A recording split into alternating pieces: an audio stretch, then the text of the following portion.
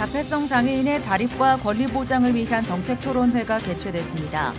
참석자들은 자폐성 장애인을 위한 정책 부족에 공감하며 실효성 있는 정책 제시를 위해 노력할 것을 다짐했습니다. 일본의 한 대학에서는 사회에 첫 발을 내딛는 신입사원들을 위해 야단 맞는 법 강좌가 개설됐습니다. 일본 교계에서는 이 같은 현상이 쉽게 상처받는 젊은이들이 많기 때문이라며 교훈과 책망의 바른 의미 전달이 필요하다고 강조했습니다. 루터대학교가 종교대학으로서는 처음으로 ISO 9001 인증을 획득했습니다. 적극적인 개혁과 변화로 새로운 교육 환경을 만들어가고 있다는 평가입니다.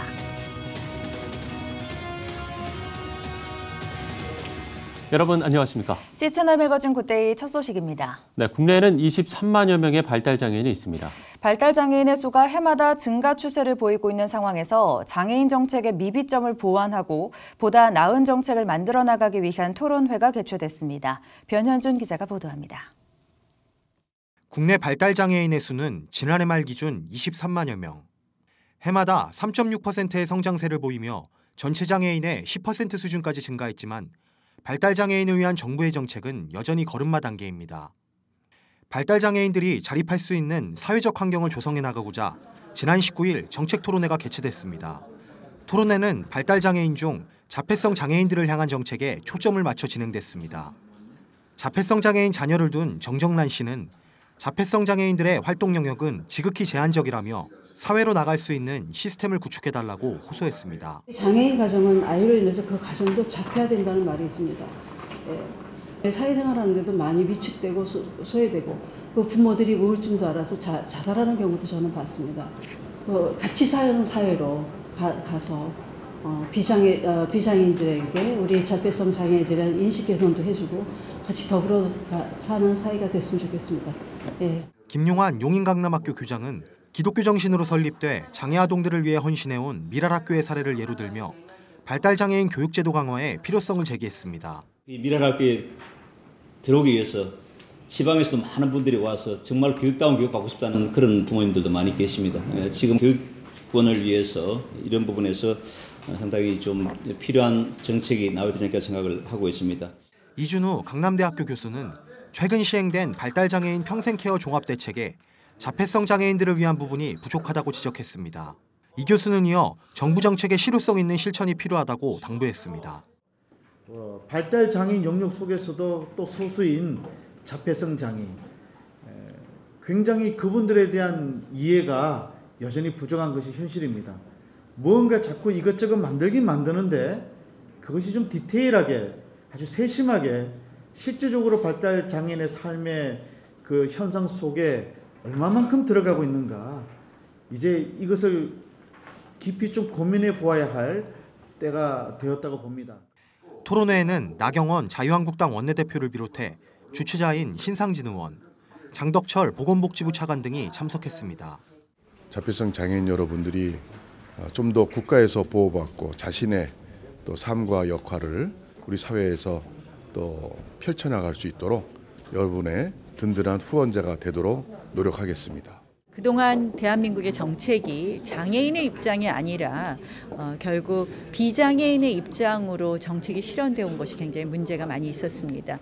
장애인의 입장에서 보는 그런 꼼꼼한 정책 앞장서도록 하겠습니다. 참석자들은 합리적이고 실천 가능한 개선 방안을 모색하며 자폐장애인들을 위한 보다 나은 정책을 함께 만들어 나갈 것을 다짐했습니다. C채널 뉴스 변현준입니다. 최근 사랑의 교회 사례처럼 국가기관인 법원이 종교에 대한 자의적 결정을 하는 사례가 많아졌습니다. 교회 고유의 권한을 사회법 체계만으로 판단할 수 없다는 지적과 함께 한국교회가 더 이상은 교회 내의 문제를 세상 법정으로 가져가선 안 된다는 제언이 이어지고 있습니다. 조홍현 기자입니다. 지난해 대법원과 서울고등법원의 사랑의 교회 오정현 목사 자격 불인정 판결은 한국교회와 성도들에게 적지 않은 충격을 줬습니다. 국가기관인 법원이 전체 교회와 교단의 의사에 반하는 일부 교인들의 주장만을 받아들여 판단한 것은 한국교회의 신앙적 자존심을 무너뜨린 일이라는 비판이 거셉니다. 사단법인 한국교회 법학회는 최근 들어 인권과 종교 다원주의를 앞세운 정부의 반기독교 정책에 정교 분리 원칙이 흔들리고 있다고 밝혔습니다. 김일수 고려대 명예교수는 우리 헌법은 종교의 자유외에 국교를 인정하지 않음과 동시에 엄격한 정교 분리의 원칙을 선언하고 있다고 강조했습니다. 하지만 최근 대법원의 입장에 대해서는 기독교의 기초적인 교리와 법도를 침해할 만큼 개입한 것이어서 쉽게 수긍하기 힘들다고 지적했습니다. 국가 권력도 하나님의 주권적인 다스림 아래에 있다고 우리는 믿고 있습니다. 국법도 더 고차원적인 법인 하나님의 법 아래에 있다고 우리는 믿고 있습니다. 국가 권력 작용이 그런 거대 불법적인 한계 상황에 다다랐을 때에는 신자는 당연히 하나님의 편에서 그러한 법은 법이 아니며 그러한 것은 정의가 아니라는 경고의 나팔을 울려야 마땅할 것입니다. 서현재 한국교회 법학회장은 대법원의 사랑의 교회 오정현 목사 판결에 대해 목사의 자격을 과연 누가 줄 수 있는가 반문했습니다. 담임 목사는 교회의 영적 지도자로서 목사의 자격에 대해 심사하고 결정하는 권한은 바로 교회의 고유 권한이라는 것입니다. 서 회장은 사랑의 교회 사건은 국가가 교회의 고유한 영역에 간섭하고 통제하는 중대한 사건이라고 비판했습니다.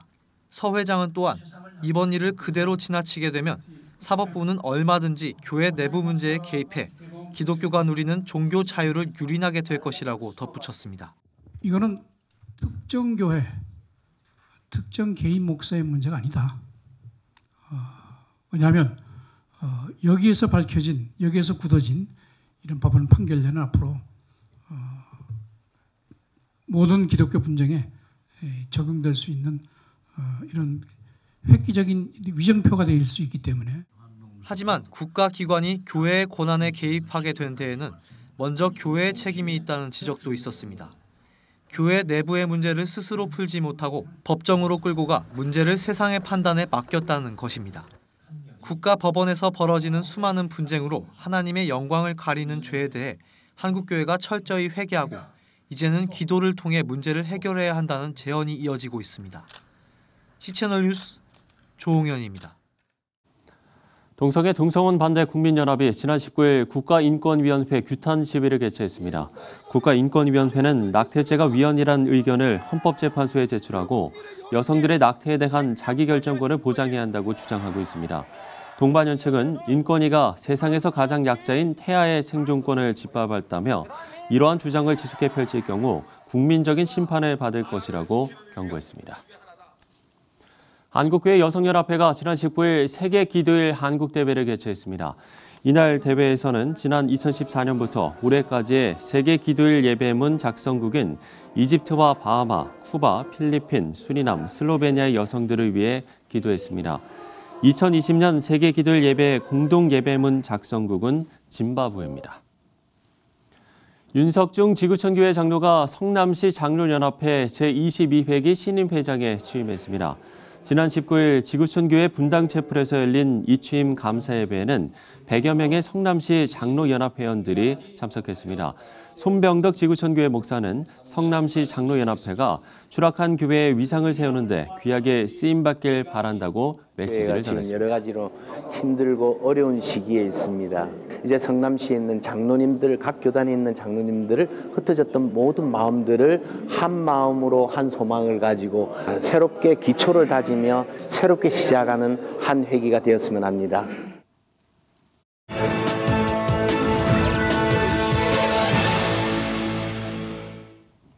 네, 일본의 한 대학에서 야단 맞는 법에 대한 강의가 개설돼 눈길을 끌었습니다. 자녀가 한 명인 가정이 늘어나면서 자녀 중심으로 양육된 젊은이들 중에는 우더른이나 직장 상사, 학교 교사로부터 야단을 맞게 되면 상처를 받고 이것을 못 견뎌 하는 사례가 흔하게 나타나게 된 거라고 합니다. 네, 우리나라도 상황이 다르지 않은데요. 대학의 강좌까지 개설된 건 이걸 극복해 보기 위한 노력으로 보입니다. 일본 황석천 목사 전화 연결해서 관련 말씀 들어보도록 하겠습니다. 목사님, 앞서 말씀드린 대로 일본의 한 대학에서 야단 맞는 법 강좌가 개설됐다고 하는데 일단 어떤 내용인지 좀 소개를 해주시죠. 네, 일본의 가이쇼 대학에서 열린 강좌입니다. 독일에 이직을 해버리는 일이 없도록 이라는 제목으로 강의가 열렸습니다. 입사 후 상사에게서 야단을 맞고 정신적 충격을 받았다는 졸업생들의 이야기를 듣고 이 대학이 작년부터 시작한 강좌입니다. 대학 측에 따르면 요즘 학생들은 가정이나 학교에서 야단을 맞은 경험이 거의 없어 부지람을 들으면 큰 충격을 받는다고 합니다. 이런 강의를 통해 혼나는 이유를 스스로 알아차리고 그 경험을 성장의 밑거름으로 삼으려면 어떻게 해야 할지를 생각해 보게 하는 게 목적입니다. 이러한 현상은 일본만의 문제가 아니며 우리 대한민국도 마찬가지로 이 문제로 골머리를 앓고 있습니다. 이런 가운데 부모 등 주위의 어른에게서 야단을 맞지 않고 자란 세대의 예비 신입사원을 대상으로 하는 야단 맞는 법을 알려주는 이색 강의가 일본 대학에서 개설된 것입니다.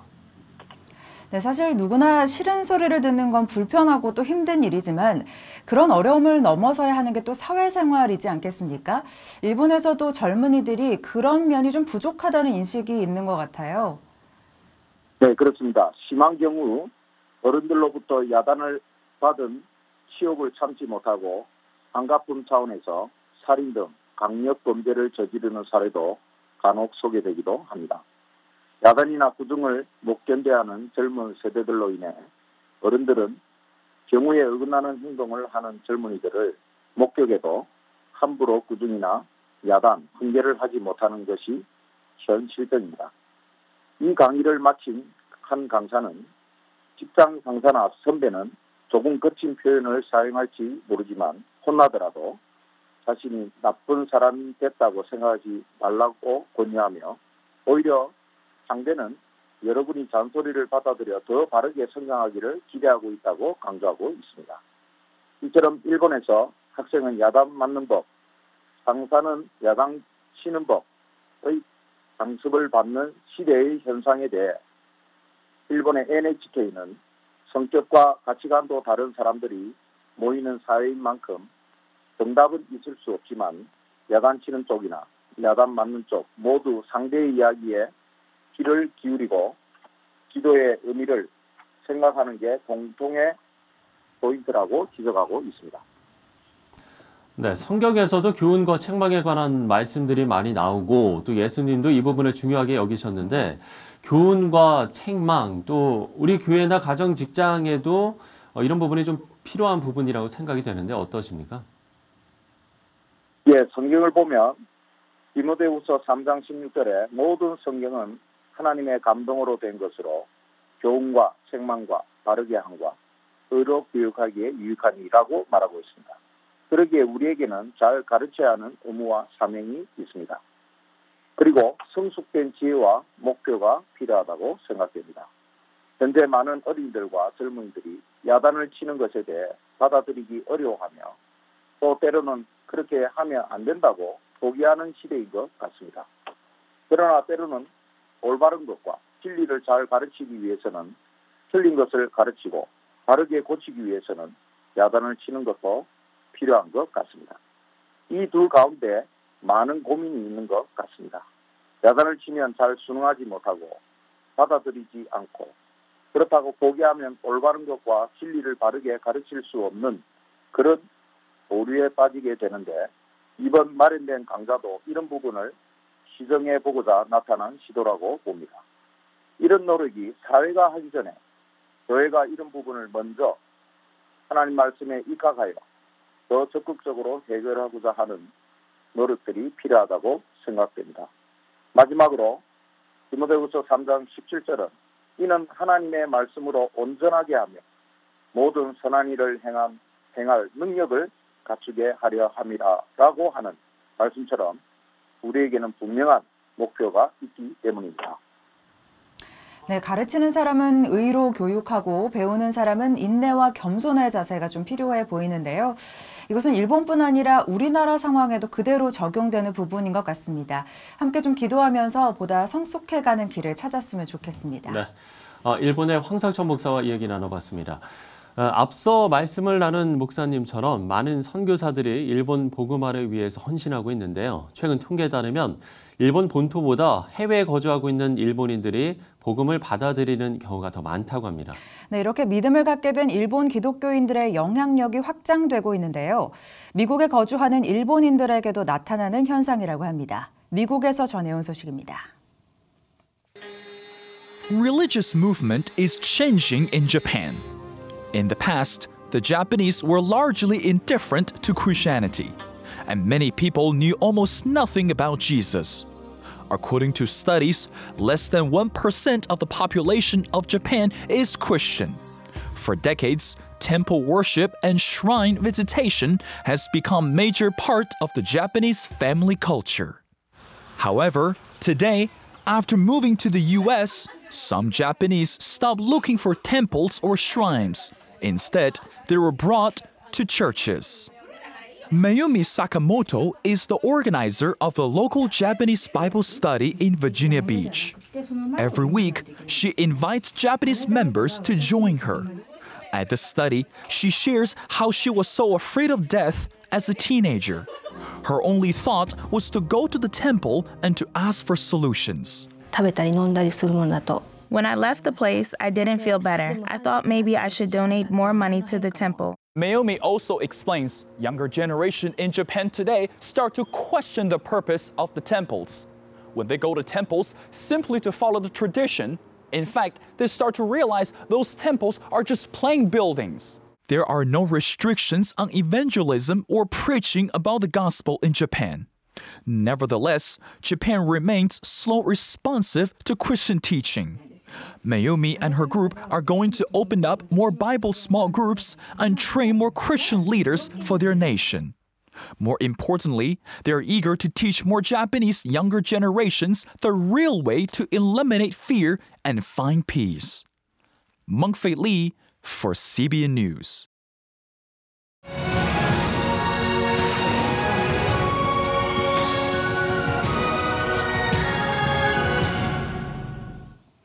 법무부 출입국 외국인 정책본부에 따르면 2018년 12월 말 기준으로 국내 체류 외국인 수는 237만 명을 넘었고 그중 외국인 유학생은 전년 대비 19%가량 증가한 2만 5천여 명으로 나타났습니다. 네, 유학생 가운데는 국내에서 복음을 받아들이고 또 고국으로 역파송되는 사례도 많아지고 있는데요. 오늘 이와 관련된 이야기를 나눠보겠습니다. 가천대학교에서 컴퓨터공학을 공부하고 있는 상리미 학생 스튜디오에 나왔습니다. 안녕하세요. 네, 안녕하세요. 네, 많이 긴장되시나요? 네. 편하게 이야기하셔도 됩니다. 네, 편하게 해주시기 바랍니다. 그 중국 산동성 지방에서 오셨다고 들었어요. 한국에 오게 된 계기는 어떻게 되시나요? 저는 그 중국 안내에 있는 수능 시험이잖아요. 그 네. 수능 시험 보고 학교 지원을 했는데 자기가 원하는 대학교에 들어가지 못해가지고 그래서 갑자기 가족들이 그 유학하는 거 어떠냐고 물어가지고 한국까지 저 고향까지 제일 가까워서 이렇게 한국 유학으로 오게 된 거예요. 네. 그러면 한국에 이제 오게 된 거잖아요. 네. 네. 후회는 안 하시고요. 아닙니다. 잘 선택한 것 같아요. 네. 원래 한국에 좀 관심이 있으셨어요? 원래 사실 딱히 관심이 없었던 것 같은데. 이런. 네. 그런데도 선택을 한 이유는 가까워서? 네, 그냥 간단한 이유로. 그런데 이제 와봤더니 좋았던 거군요. 네. 네. 그 상림이 학생이 신앙생활을 하면서 다양한 사역을 하고 있다고 들었는데 일단 필리핀 선교 사역을 하고 있다고 들었어요. 네. 그 저는 작년에 가천대 CCC 동아리에 들어오게 된 거예요. 그래서 그 한국 대학생 선교회라고 이렇게 뭐 해외 선교도 가다 오는 것도 있었어요. 사실 딱히 처음 동아리에 들어왔을 때 관심이 크지 않았었어요.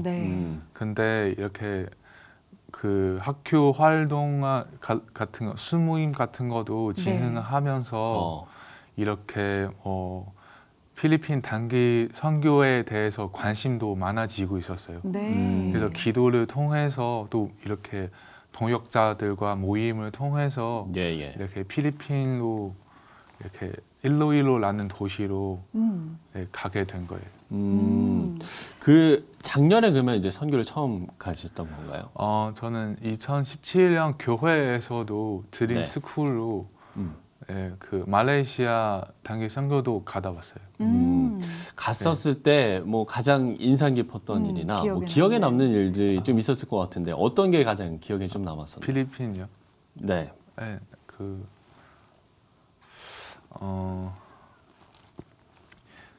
제일 인상 깊은 것은 제 핸드폰 화면에 설정된 그 비자 네. 사진이에요. 저 혼자 중국 비자고 나머지 한국 비자. 네. 네, 볼 때는 저 개인적으로 되게 아름답다고 생각해요. 네. 그 중국인으로서 필리핀에 가서 함께 선교를 하게 된 것에 대한 어떤 자부심 같은 그런 거였을까요? 잘 모르겠. 그냥 되게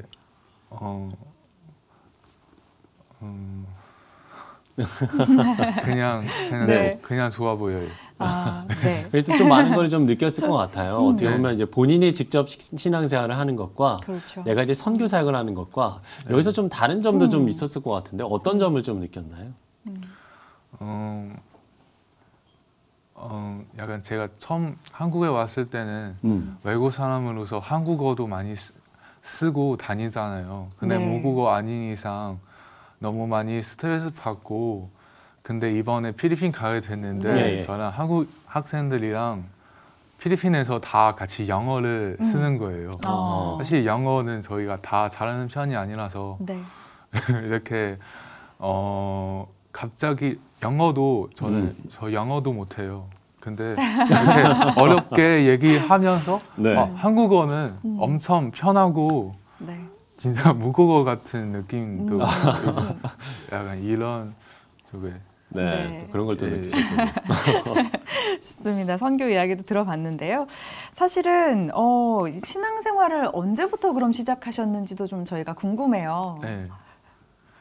전 중국에 있을 때 전혀 복음을 들어보지는 않았었어요. 네, 가정 중에도 저 외동이고 부모님도 믿지 않고 저 한국에 와서 이렇게 그 분당 할렐루야 교회 중국어 예배부에서 이렇게 저희 학교 와서 피자 파티를 이렇게 중국 학생들을 초대하게 되는 거예요. 그래서 저는 그때 교회에 처음 나가게 되고 앞으로도 계속 하나님의 설교를 들으면서 이렇게 점점 믿게 된 거예요. 사실 중국에서 저희가 뭐 일부 기사로 좀 접하고 있긴 합니다만 중국에서 신앙생활 한다는 게 좀 쉽지 않다고 들었거든요. 실제로 좀 어떤가요? 실제로는 중국 안내에서 그런 정책이 있어요. 전부 안내에서 허락받은 교회만 이렇게 합법이고 나머지는 사실 불법이라고 불러도 되는 상태라서 그래서 그리고 그 중국인들도 사실 그 무신론자들이 되게 대부분이었거든요. 그래서 사람들이 뭐 시선이나 뭐 태도나 그런 것도 다 크리스천들이 점점 어려워지는 것 같아요. 사실 중국에서는 선교사님들도 활동하시던 선교사님들도 쫓겨나는 그런 사례도 있다고 들었어요. 네. 그럼 아무래도 선교가 조금 어려운 그런 상황인 것 같은데요.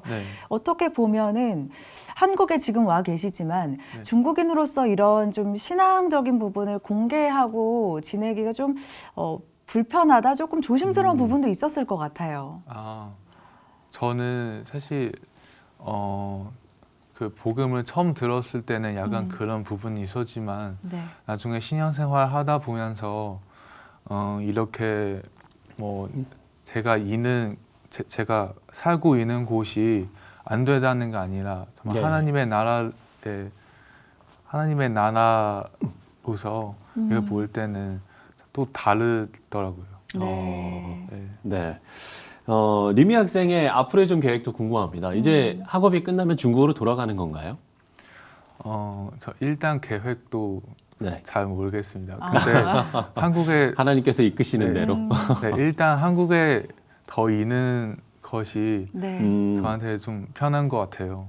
중국에 돌아가면은 뭐 가족들도 신앙생활 없고 이러다 보니까 되게 힘든 것 같아요. 그리고 한국 사회도 점점 익숙해졌어요. 한국에서 조금 더 하고 싶은 일들이 좀 있으세요? 아직은 명확하지는 않았어요.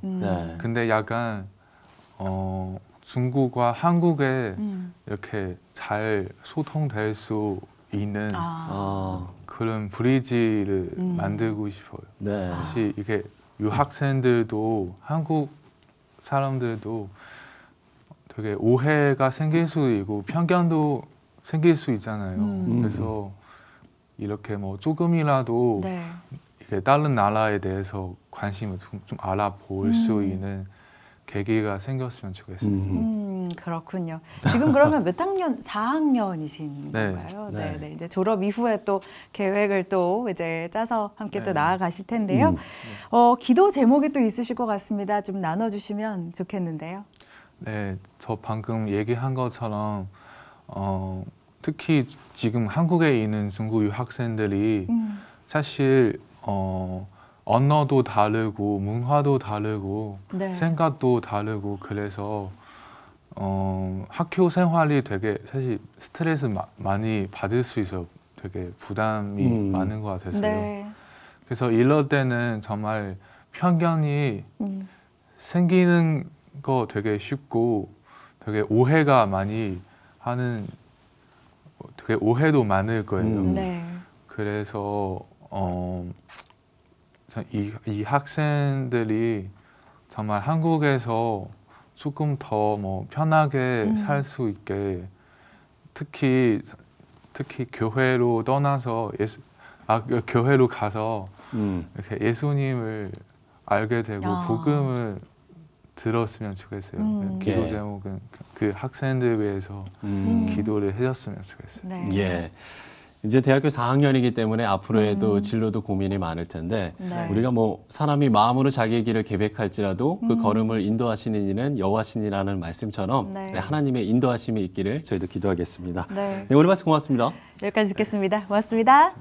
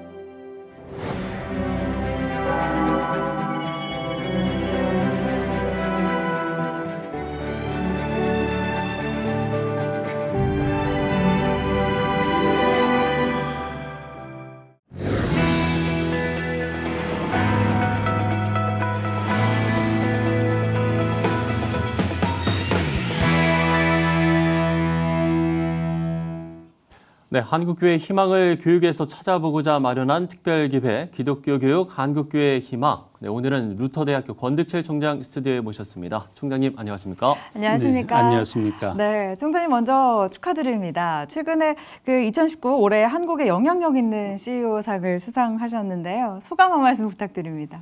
네, 감사합니다. 저는 지난 3월 7일에 지금으로부터 한 2주 전쯤에 TV조선이 주최하고 조선일보사와 정부기관인 과학기술정보통신부 또 산업통상자원부에서 후원하는 2019년 한국의 영향력 있는 CEO상을 네. 교육혁신 부문에서 받게 됐습니다.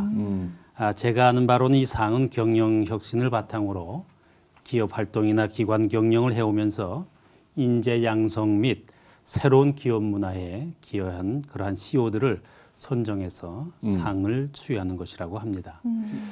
그동안 루터대학교는 일주기 대학 구조개혁 평가에서 낮은 점수를 받아서 참 그간 어려움을 겪다가 작년 8월에 교육부로부터 대학 기본 역량 진단에서 최상위 등급인 자율개선대학으로 최종 선정된 바 있습니다. 네. 아마도 이러한 성과를 인정받아서 총장인 저에게 교육혁신 부문에 한국의 영향력 있는 CEO상을 주셨을 것이라고 생각을 합니다. 물론 총장인 제가 대표로 상을 받았습니다마는 이 상은 결코 저 개인의 것이 아니고 오히려 그동안 대학의 발전 또 회복을 위해서 밤낮 없이 노력해 주신 루터 대학의 모든 대학 구성원들과 오늘도 물질과 기도로 후원해 주시는 많은 국내외 후원자 여러분들에게 주어진 상이라고 저는 생각을 하고 있습니다. 네. 예, 다시 한번 축하드리고요. 네. 루터교에 대한 얘기도 좀 해봤으면 하는데 네. 루터교가 사실 국제적으로는 뭐 역사나 규모 면에서 상당히 큰데 우리나라에서는 이 타교단보다 좀 출발이 다소 늦은 것으로 알고 있거든요. 그렇습니다. 네, 루터 교회는 1517년 마틴 루터의 종교개혁 이후에 시작된 개신교회의 장자교회입니다. 전 세계적으로 신도수가 약 7,300만 명에 이르는 개신교회 가운데는 가장 큰 교파이기도 합니다. 예, 예. 한국의 루터교회는 이러한 세계 루터교회의 역사에 비추어 볼 때에는 매우 늦게 시작이 되었습니다. 그러나 교회사적으로 볼 때 이미 1832년에 칼 귀칠라프 독일인 루터교 선교사가 우리나라 서해안 고대도에 상륙한 것이 한국과 루터교회와의 최초의 만남이었지만은 실제적인 선교가 시작된 것은 한국 동란 이후 네. 1958년의 일이었습니다. 그래서 장로교나 감리교보다는 한 73년 정도 늦게서야 본격적인 선교 활동을 시작할 수가 있었습니다.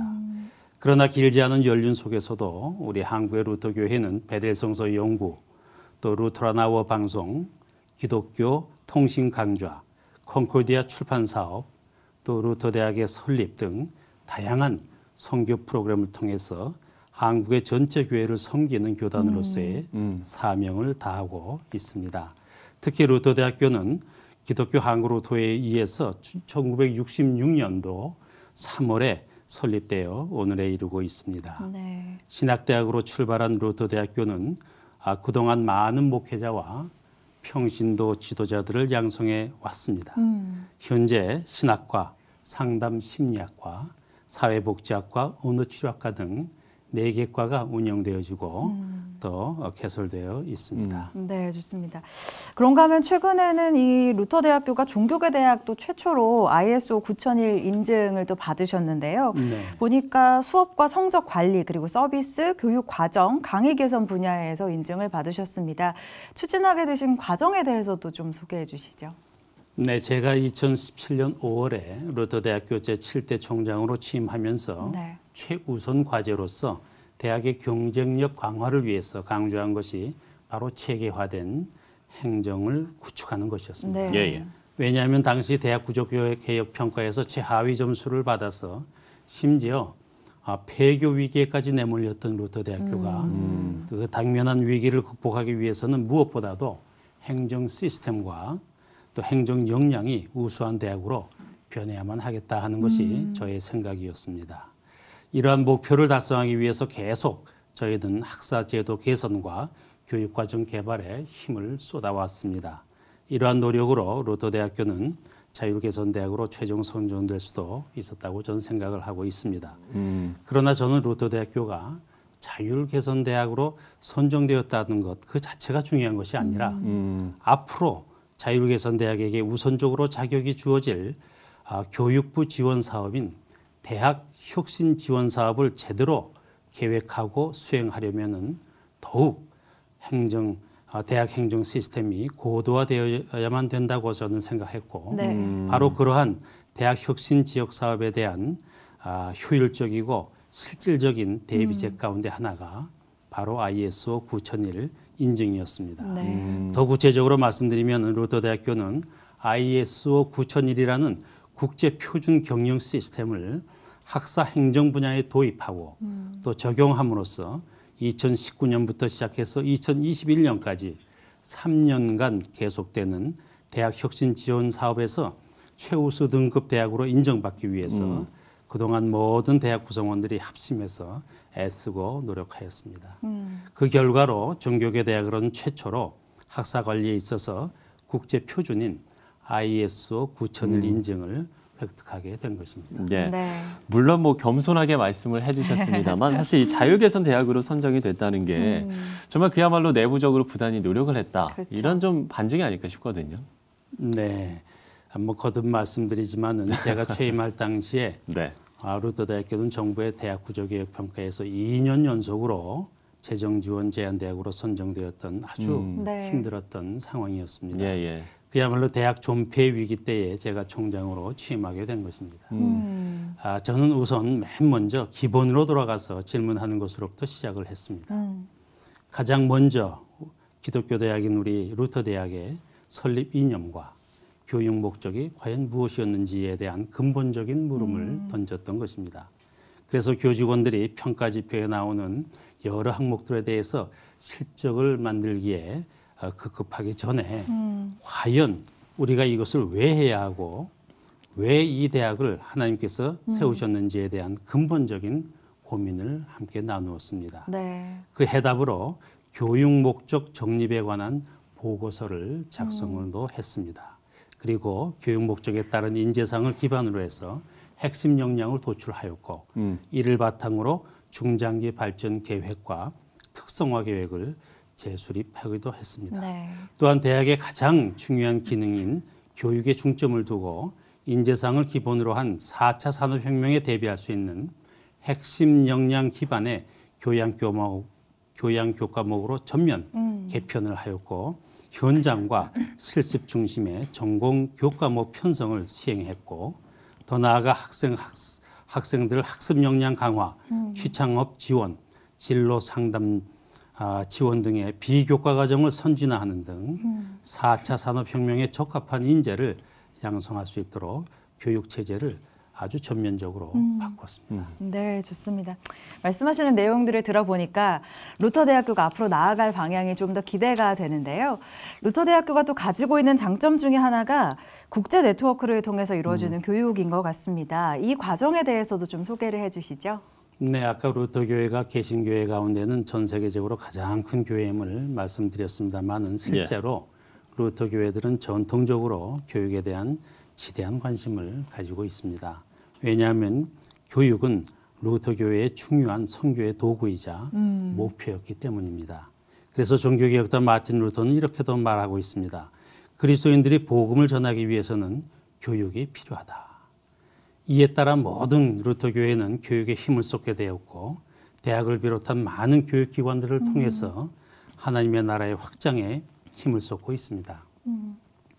우리 루터대학교는 미국, 독일, 일본의 루터교단에서 설립한 그 대학교들과 아주 긴밀한 네트워크를 형성해서 자매결연을 맺고 또 교환학생이나 해외 학점 교류 프로그램을 실시하고 있어서 모든 학생들에게 다양한 해외 연수 기회를 제공하고 있습니다. 또한 LTU 비전 볼런티어라는 해외 봉사 및 문화 탐방 프로그램을 통해서 우리 대학의 인재상인 기독교 정신으로 나눔을 실천하는 그 인재를 우리가 육성하는 데 애를 쓰고 있습니다. 네, 대학교에 대해서 많은 또 계획에 대해서도 나눠주셨는데요. 이번에는 우리 총장님 임기 내에 좀 중점적으로 진행하실 사역에 대한 질문을 좀 여쭤보겠습니다. 임기 내에 꼭 실천하고 싶으신 일이 있으시다면 그게 어떤 것인지 또 기도 제목 있으시면 함께 말씀해 주시면 좋겠습니다. 네, 우리 루터대학교는 그동안 많은 목회자와 평신도 지도자를 양성해 왔습니다. 저는 남은 임기 동안에도 하나님께서 루터대학교에 맡겨주신 이 귀한 사명을 계승하는 데 최선을 다할 것이고 기독교 신앙 위에 제도약하는 대학이라는 그 비전을 모든 루터대학교 구성원들과 공유하며 루터대학이 미래를 향하여 제도약할 수 있는 기틀을 세우도록 하겠습니다. 무엇보다도 저는 우리 루터대학교가 하나님 나라의 확장에 귀하게 쓰임받는 선교의 도구가 되는 꿈을 꾸고 있습니다. 이를 위해 앞으로 루터대학교는 기독교 대학의 자기 정체성을 확립하기 위해서 지속적으로 노력할 것이고 이를 위해 신앙과 학문의 통합을 위한 통전적 교육 철학의 확립에 힘을 쓸 것입니다. 그리고 이제 기독교 대학인 루터대학교가 새롭게 발전하기 위해서는 그 어느 때보다도 굳센 믿음의 공동체가 되어야 한다고 저는 믿습니다. 이를 위해 대학 구성원들이 함께 예배드리는 학내 전체 채플과 교직원 예배 활성화와 더불어서 향후에 지역 및 세계 선교의 요람으로서 대학교의 설립을 추진하고자 합니다. 이를 위해서 기도해 주시기 바랍니다. 그야말로 훌륭한 인재들을 배출하는 대학, 또 크리스천 인재들의 영향력이 더 날로 퍼지는 네. 확대되길 저희가 좀 기도하고 또 기대해 보겠습니다. 네. 루터대학교 권득칠 총장님과 이야기 나눠봤습니다. 오늘 말씀 고맙습니다. 감사합니다. 감사합니다.